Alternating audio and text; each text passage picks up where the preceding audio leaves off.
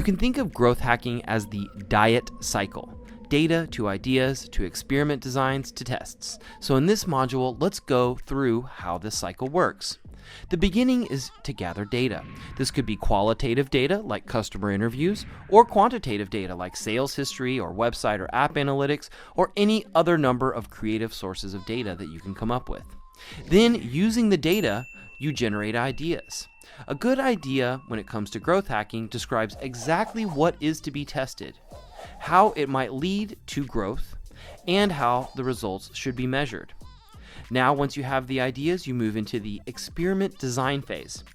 Now, what you do is you decide which ideas to proceed with by using something like Sean Ellis's ICE formula. You measure the potential impact, the confidence level in the idea, and the ease of launching the experiment, or you make your best estimates in these areas. Then you prioritize the experiments to launch with the highest ICE scores or ICE scores. Finally, test the ideas that you've prioritized.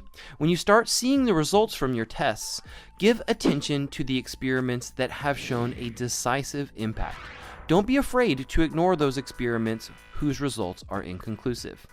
So in summary, let the diet practice guide your growth hacking efforts. Use data to create ideas, and then design experiments, and then test those experiments. You can go to bit.ly/digitalpopcorn to download Easel's list of experiment idea kernels to help you generate good growth hacking experiment ideas.